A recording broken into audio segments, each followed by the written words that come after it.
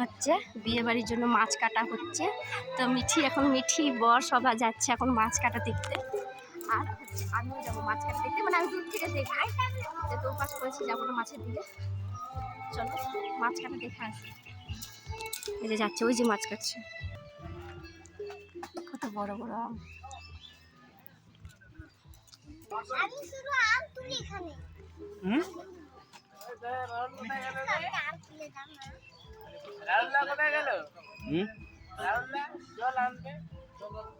মিঠি মিষ্টু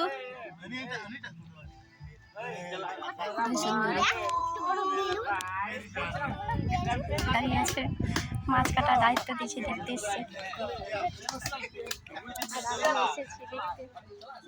আর এখানে কত আম, আর এখানে আম কত পড়ে আছে।